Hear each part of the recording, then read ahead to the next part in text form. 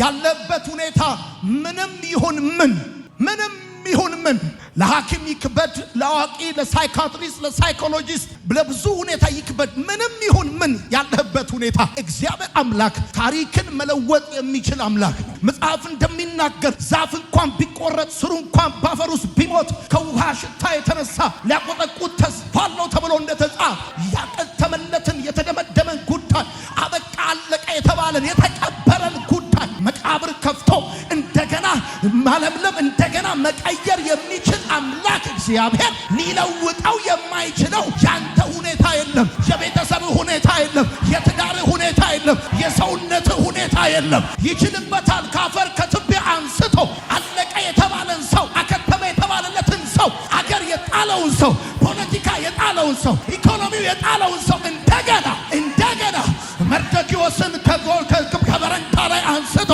በክብር ሰረገላ ላይ እንዳስቀመጠው ለእናንተ በተዘጋጀው ጠላታችሁ ይገባል። ለለቅሶ የታሰበባችሁ ለሰርግ ይሆናል። ለሐዘን የታሰበባችሁ ለክብር ይሆናል። ለመሰለ ታሪክ ይቀየራል ብዬ እምልህ አንተን ተማምኜ ትምህርትን ኤክስፒሪየንስን አሁን አገሪቱ ያለችበትን የኢኮኖሚና የፖለቲካ ሁኔታ ንፋሳማና ነፋሻማና ዝናባማ መሆኑን አይቼ አይደለም። እግዚአብሔር ሊለውጠው የማይችለው ነገር እንደሌለ አምኜ ነው። በጌታ በኢየሱስም ጎዶሎ ነገር በሙላት ይቀየራል። የደረቀ ነገር በልምላሜ ይቀየራል። በጌታ በኢየሱስም ችግር በበረከት ይቀየራል። በእግዚአብሔር መዝገበ ቃላት ውስጥ የማይቻል የሚባል ቃል ወይም ነገር የለም። በእግዚአብሔር ዲክሽነሪ ውስጥ በእግዚአብሔር መዝገበ ቃላት ውስጥ የማይቻል የሚባል ቃል ወይም ነገር የለም። የቱ ነው በእግዚአብሔር ዓለም ውስጥ የማይቻል ነገር? የቱ ነው በእግዚአብሔር ዓለም ውስጥ አይቻልም የሚባል ቃል? የተዘጋ ማህፀን ነው፣ የሞተ ያለቀ ያከተመ ጉዳይ ነው፣ የተበላሸ ትዳር ነው፣ የህይወት የጤና ጉዳይ ነው። ወዳጆቼ አንዳንድ ሰባኪዎች ከኔ ጭምር ስንናገር በማይድን በሽታ የተያዛችሁ ሰዎች ይላሉ። የማይድን የሚባል በሽታ የለም። የማይድን የሚባል በሽታ የሚድን ነው። ታማ የተኛበት ወይ የምትቸገርበት የሚድን ነው። እውነቴን ነው የምነግርህ። ልክ እንዳንተ ካንተ በፊት እንደዚህ አይነት በሽታ ይዟቸው የዳኑ የዘመሩ ያገለገሉ እድሜ የተጨመረላቸው ቀና ብለው የሄዱ በጣም ብዙ ሰዎች አሉ። በእግዚአብሔር መዝገበ ቃላት ውስጥ የማይቻል የሚባል ቃል ወይም ነገር የለም። እግዚአብሔር በጦር ግንባር ውስጥ ከተገለጠ ጦርነቱ ሊያበቃም፣ እግዚአብሔር በሆነ ነገር ውስጥ ከተገለጠ ያ ነገር መጨረሻው ሌላ ነገር መጀመሪያው እንደሆነ ማወቅ አለብን። እግዚአብሔር በሆነ የጦር ግንባር ውስጥ ተገልጦ የቀጠለ ጦርነት የለም፣ ያበቃ የቆመ ጦርነት እንጂ። እግዚአብሔር አምላክ በሆነ ነገር ውስጥ ሲገለጥ የዛ ነገር ማብቂያ የሌላ ነገር መጀመሪያ እንደሆነ ላስታውስ እፈልጋለሁ። ሲጀምርላችሁ ያልኩት አንድ ነገር አለ። ደካማው አለ እንደ ዳዊትም አለ እንደ መልአኩም አለ በፊታቸው እንደ አምላክ ሆኖ ይቀየራል። ምን ማለት ነው? እግዚአብሔር ነገሩን ከየት አንስቶ ከደካማነት አንስቶ እስከየት ድረስ ሊለውጠው እንደሚችል አቅም እንዳለው ነው የምነግርህ። ደግሞ ስማኝ ልንገርህ፣ ታሪክ ሲቀየር እዛው ሰፈር እንድትመጠመጥ አርጎ ሳይሆን እንዳትገኝ አርጎ እግዚአብሔር ድራሽ አባትን ይቀይረው። የጠላቶቻችን ብርታት የቱንም ያህል ይሁን የእግዚአብሔር አንድ ቃል ይበትናቸዋል። የእግዚአብሔር አንድ ቃል የጠላቶቻችንን አቅም ጉልበት ስብስብ ሁሉ ተቃውሞ ይበትነዋል። ወዳጄ ያለበት ሁኔታ ምንም ይሁን ምን የእግዚአብሔር አንድ ቃል ያንተን ሁኔታ ሊለውጥ ይችላል። እግዚአብሔር ቀስት መወርወር ጦር መሰበቅ አይጠበቅበትም። እግዚአብሔር በአፉ ውስጥ ትንፋስ ነገርህን ከምንም ከባዶ ወደ አንዳች ታላቅ ነገር ሊያመጣው እንደሚችል ዛሬ ላስታውስ እፈልጋለሁና የጠላቶች ብርታት ምኑንም ይሁን የትኛውንም ያህል ይሁን እግዚአብሔር አምላክ በአንድ ቃል ተቃውሞን ሁሉ ይበትነዋል። አሁን አንተ እያስተናገርክ ያለው ነገር እንግዳ ነገር አይደለም። እግዚአብሔር ከዚህ በፊት አስተናግዶታል። አሁን አንተ ያለህበት ሁኔታ፣ አሁን አንተ የምታልፍበት ጉዳይ፣ ጥያቄ እግዚአብሔር ተመሳሳይ አንድ አይነት ነገሮችን ለእግዚአብሔር እንግዳ አለ። አሁን አንተ ከባድ ነው ያልከው ነገር ለእግዚአብሔር አዲስ ነገር አይደለም። አዲስነቱ ለአንተ፣ አዲስነቱ ለትምህርት ቤትም፣ አዲስነቱ ለሳይንስ ነው፣ አዲስነቱ ለዚህ ሀገር ሊሆን ይችላል። ነገር ግን ለእግዚአብሔር አዲስ አይደለም። ይገርማል። እግዚአብሔር በዚህ አንተ ባለበት ጉዳይ ላይ በጣም መስራት የሚችል ማድረግ የሚችል ለዘመናት የተጠበበ አምላክ ተስፋ መቁረጥ እግዚአብሔር የመደበልህ መጨረሻ እንዳልሆነ፣ ተስፋ መቁረጥ እግዚአብሔር ላንተ የመደበልህ ሕይወት ሲደመደም እድሜ ሲያልቅ ይህን ምድር ከመሰናበት በፊት ምዕራፍ በተስፋ መቁረጥ እንዲዘጋ እግዚአብሔር ተስፋ መቁረጥን አልመደበልህም። እግዚአብሔር ባዶነትን አልመደበልህም። እግዚአብሔር ህመምን አልመደበልህም። አሁን ያለሁበት የምትላቸው ነገሮች በጠቅላላ እግዚአብሔር አምላክ አልመደበልህም። እግዚአብሔር አምላክ ታሪክ ቀያሪ አምላክ እንደሆነ ሩቅ መሄድ አያስፈልግህም። እኔን ካየኸኝ ይበቃል። እግዚአብሔር ታሪክ ቀያሪ እንደሆነ እዚህ ግቡ የማይባሉ ሰዎችን ካፈር ከትቢያ እያነሳ ባለ ታሪክ ማድረግ የሚችልበት እግዚአብሔር ሰው ማድረግ እንደሚችል እግዚአብሔር አምላክ ማስቀጠል እንደሚችል በቃ የተባሉትን ሰዎች ኖ ማን ያስጀመረውን ማን ያቆማል ብሎ እግዚአብሔር ምዕራፍን እንደሚቀጥል ከኔ በላይ ምን ማሳያል?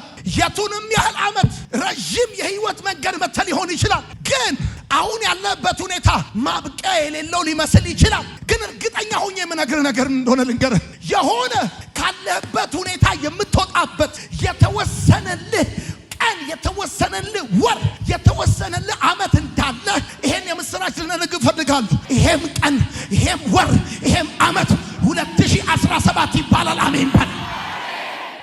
ልጅ ሆኜ በቤተ ክርስቲያን ቃል ሲሰበክ መጽሐፉን ይዘውና መሬት ላይ ይቀመጣል። እግሬን አጣምሬ ይቀመጣል። በጣም ነው እንደዚህ እያልኩማ አውቀው ነበር። ልክ ስማይ ነገር ሴት ልጅ በጸነሰች ጊዜ ቀናቷን እንደሚመጣ እንደማይቀር ልክ እንደዛ ወቅቱን ጠብቆ ገፍቶ እንደሚመጣ ወደደችም ጠላችም እንደሚወለድ ልክ እንደዛ ፔን ኖረውም አልኖረውም እንደሚወለድ ልክ እንደዛ ያንተ በረከት፣ ያንተ ሳቅ፣ ያንተ ደስታ ወደዱም ጠሉም ገፍቶ መጥቷል።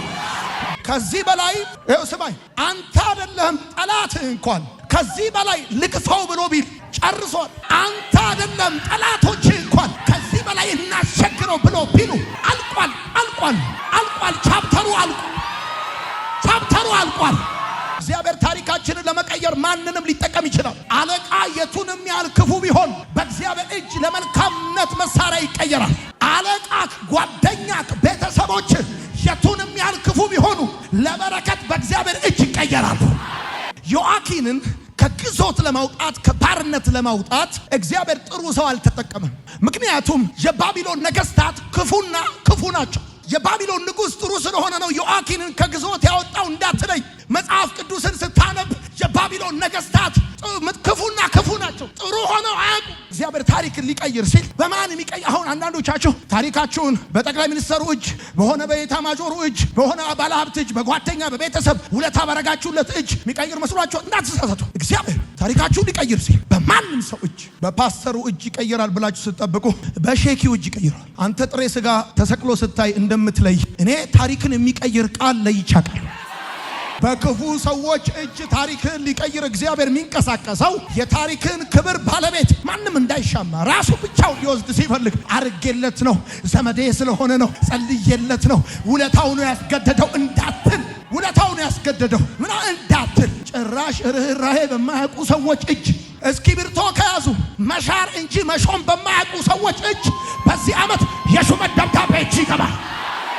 እንደ ጆተኒ መዋጥ እንጂ መጥፋት ከማያውቅ እጅ ልክ ከቁራ አፍ ለኤልያስ እግዚአብሔር ምግብ እንደሰጠ እግዚአብሔር ከክፉ ሰዎች እጅ እንጀራ ይሰጣል። ኮምፓይነር በላቸው በቃ ማጨድ እንጂ መዝራት የማያውቅ ዘንድሮ ላንተ በእግዚአብሔር እጅ ለበረከት ይሰራል። ህልሞቻችሁ ይፈጸማሉ፣ እውን ይሆናል። እግዚአብሔርን ስለምን አመናችሁት? ስለ አዲስ ስራ፣ ስለ ልጅ፣ ስለ ትዳር፣ ስለ ጤንነት፣ ስለ ፈውስ ስለምን አመናችሁት? እምነታችሁ እውን ይሆናል። ህልሞቻችሁ እውን ይሆናል። በመጽሐፍ ቅዱስ ውስጥ ሆነ የሚለው ቃል 452 ጊዜ ተጽፎ ታገኛላችሁ። ሆነ የሚለው እንዲህም ሆነ።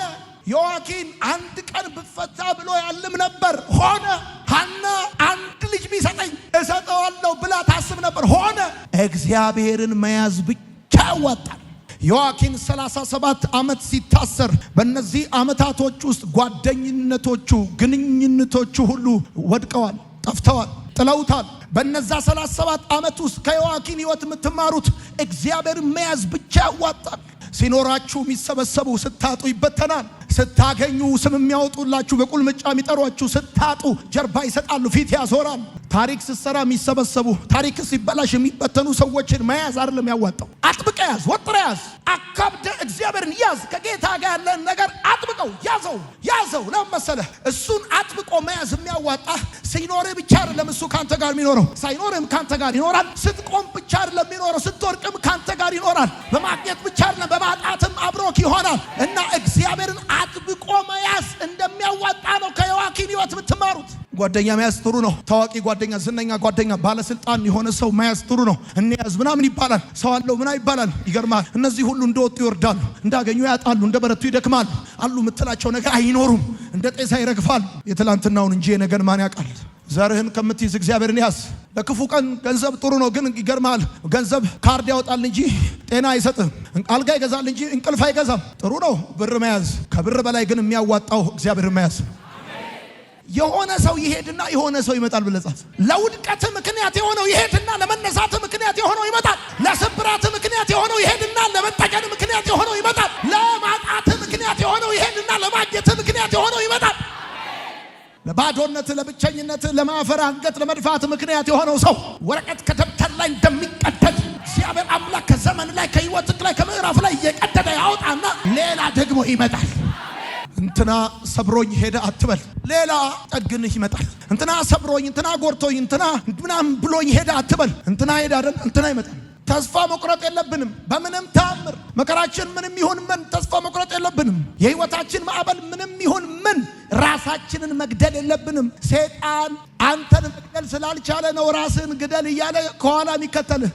ሊገልህ ስላልቻለ ራስን ግደል ይላል። ሊገልህ ቢችል ኖሮ አንተ ራስን እንድትገል እድል አይሰጥህም። ሰይጣን ከክፋቱ የተነሳ ራስን እንድታጠፋ እንኳን እድል አይሰጥህም። ቢችል እሱ ነው የሚገልህ። አንቆ ነበር የሚገልህ፣ መጥቶ ነበር የሚገልህ። አሁን ሞክሮ ሲወረውር ሲስትህ፣ ሲወረውር ሲስትህ፣ ሲቆፍር ሲስትህ፣ ብዙ ነገር ሲያደርግ ሲስትህ፣ መጨረሻ ላይ እንደዚህ ይላል። ቢዝነስን ሲስትህ፣ የሆነ ነገር ሲያደርግ ሲስትህ፣ መጨረሻ ላይ እንደዚህ ይላል። የሁሉ ነገር ተበላሽቶብህ ራስን ብታጠፋ ይሻላል ይላል። ሊገልህ ፈልጎ ስላልቻለ ነው ራስን ግደል የሚልህ። በሱ እጅ ያቃተውን ራስ መግደል በአንተ እጅ ሊያስፈጽም ነቄ ብለናል። እኛ አንገት ላይ ገመድ የሚገባው ከረባት ማን ሊያስር ነው? እኛ መርዝ የምንጠጣው ስፕራይት ማን ሊጠጣል? ለዚህ ነው ሰይጣን ራስን ግደል ይላል። ከፎቅ ውደቅ፣ ራስን ክትተው። 2 ደቂቃ ነው፣ ሌላ ምን ጉዳይ ያለው? 2 ደቂቃ ውስጥ ተገላገልክ ምና ይላል። 2 ደቂቃ ምናምን የሚል እኮ ተቀላ 20 ዓመት ሞክሮ እኮ አልቻለም። 20 ዓመት ሞክሮ ስታቅተው 2 ደቂቃ ምን አላት ይላል በአንተ እጅ። እንደዚህ ያለ መጽሐፍ ሲናገር ጠላቴ ሆይ ደስ አይበል በወድቅ እንኳን። ብራዘር ሰው እኮ የሚፎክረው ቆሞ ነው። ይሄ ሰውዬ እኮ የፎከረው ወድቆ እኮ ነው። በወደቀበት እንደዚያ ወድቆ ጠላቴ ሆይ አለ። ወድቋል እኮ ደስ አይበል በወድቅ እንኳን እነሳለሁ። በጨለማ እንኳን ብሄድ ጌታ ብርሃኔ ነው።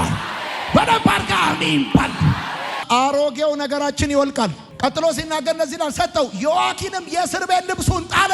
ያንን ቢጫ ቱታ ይመስለኛል። የእስር ቤት ልብሱን ጣለ። የነገስታት ልብስ ለበሰ። ጠዋት ሲወጣ በቁጥር ነው የሚወጣው። እስረኛ ይቆጠራል። ማታ እስረኛ ሲገባ ይቆጠራል። አሁን እንደዛ ቀረ። የእስር ቤት ልብሱን ጣለው። ለ37 ዓመት የለበሰውን ጣለው። በጌታ በኢየሱስ ስም ለብዙ ዓመት መታወቂያ የሆነ ነገር ከላይ ይወድቃል። አንዳንድ ሰው አይተዋል። አሁን ነው የቀረው እንጂ ድሮ ሰዎች ልክ ዩኒቨርሲቲ ጨርሰው ስራ ሲይዙ የመጀመሪያ የሚገዙት ሌዘር ነው። ሌዘር ለብሷል ማለት ስራ ጀምሯል ማለት። አንዳንዱ ደግሞ በዛው በመጀመሪያ ሞራል ሌዘሯን ይገዛና ላሚቷም እንኳን እንደዛ አታረገውም። ቆዳውን እላዩ ላይ እልቅ ትላለች። በጌታ በኢየሱስ ስም ገና ከሩቅ ስትመጣ መለክ የሆነ ጃኬት ከላይ አባረርኳት። መጽሐፉ የሚለው እንደዚህ ዮአኪን ይላል የእስር ቤት ልብሱን ጣለው። ኢትዮጵያዊ ቢሆን በፌስታል አላየም፣ ከቃሊቲ በፌስታል። ከዛ እቺ የእስር ቤት ልብሴ ነች ጣሎ በኢየሱስ። ከዚህ በኋላ ተራ ህይወት አንኖር። ለምሳሌ ዮአኪን እስከ እድሜው ፍጻሜ ድረስ የዕለት ቀለቡን ይሰጠው ነበር ይላል። የምቾት ህይወት ኖሮ እንደጨረሰ ነው የሚያወራው መጽሐፉ። ከዚህ በኋላ ተመልሶ ትላንት ላይ ደግም ወጋው። መገረብ ታውቃል። ሰው ሲቸስት ልክ ደሞዝ ሲወጣለት ጫት ይገዛል። ከዛስ አናታናቱን ይቅማል። ልክ እያጣ ሲሄድ ቅሞ የጣለውን እንደገና ይገርባል። መገረብ ወጋው። ከዚህ በኋላ ተራ ህይወት አትኖር። ወደ መከራ አትመለስ። ወደ ችግር አትመለስ። ወደ ትላንትና ህይወት አትመለስ። ለውጣችሁ ዘላቂ ነው። እውነተኛ መጽናናት ነው። አሁን አንዳንድ አለ እውነተኛ መጽናናት ያለው ቦግ ብሎ ብልጭ ብሎ ድርግም የሚል እንደዛ አይደለም።